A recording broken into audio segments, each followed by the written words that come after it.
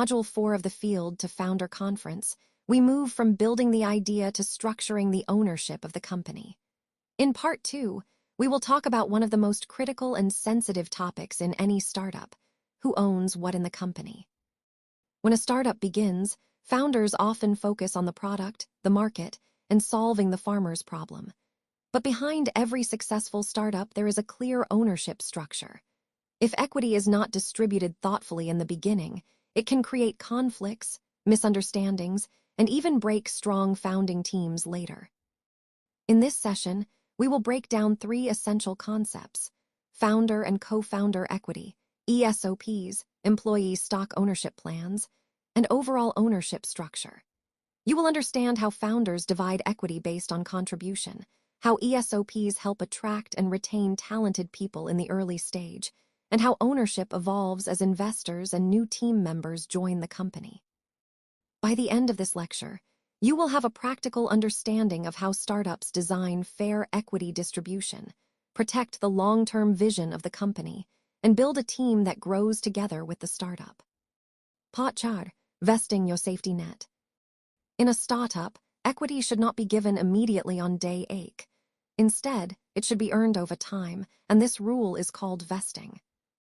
Vesting simply means ownership in the company is gradually earned by staying committed and working in the startup for a certain period. This system protects the startup from a very common risk: people leaving early but still keeping a large share of the company.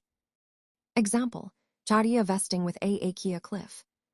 The most common vesting structure used in startups is Charia vesting, AKIA cliff. What does this mean? If a co-founder is promised bis petitit equity, they do not receive the full bis petitit immediately.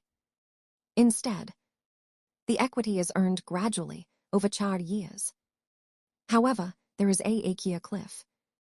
AKIA cliff meaning, if the co-founder leaves the startup before completing 8 year, they receive shunya petitit equity. After completing 8 year, a portion of their equity becomes vested, and the remaining equity continues to vest gradually over the next 10 years. Why vesting is especially important in agriculture startups. In agriculture startups, vesting becomes even more critical because the sector tests patience very early. Some common realities are: the first crop season is often difficult. Revenue usually takes longer to appear. Field work is physically demanding.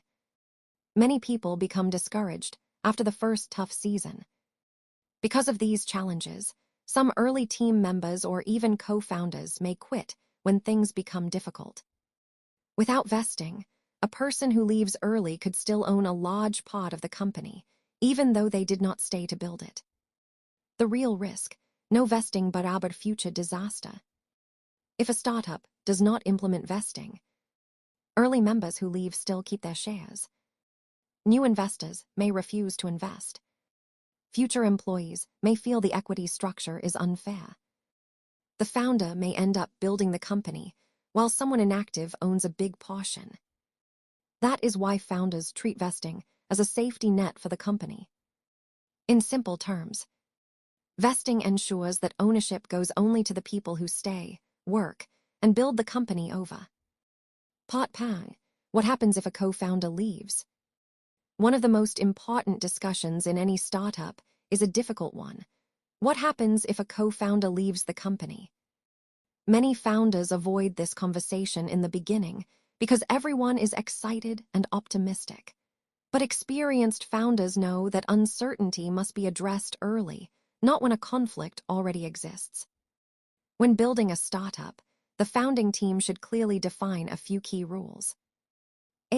What happens to unvested shares?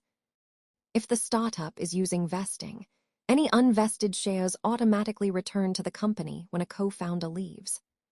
For example, if a co-founder was promised bis petitit equity with 4 year vesting, but they leave after 8 years, they only keep the portion that has already vested.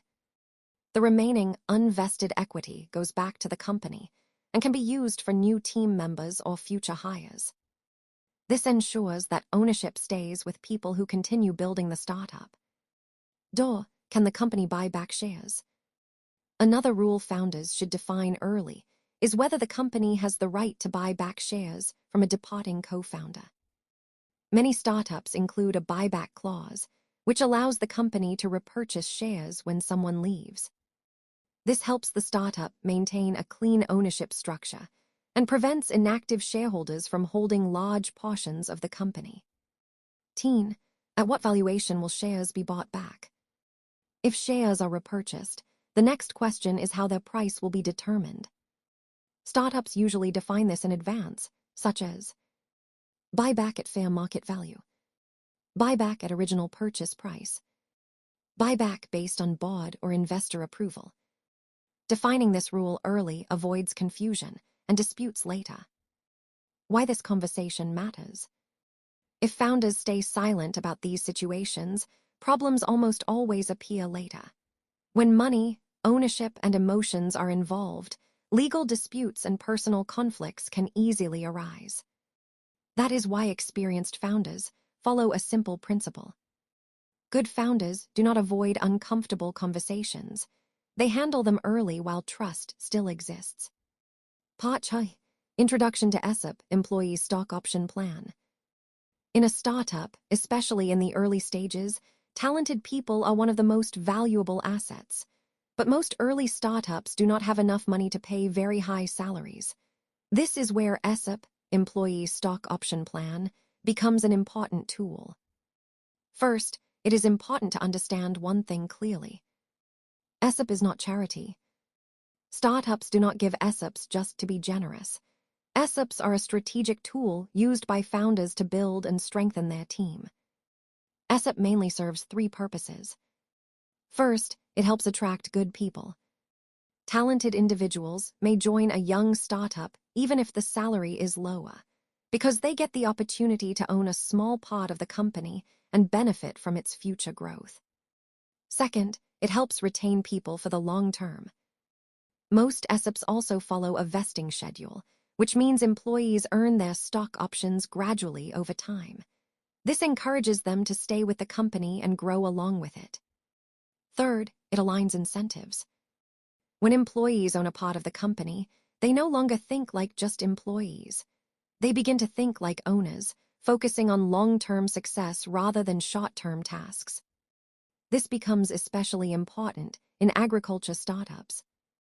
In early agri-startups, cash is usually limited because revenue takes time to grow. Field talent is difficult to retain, since the work can be demanding and opportunities may appear elsewhere. Because of these realities, ESOP can become a powerful mechanism. It allows startups to reward commitment, build loyalty, and create a sense of ownership within the team.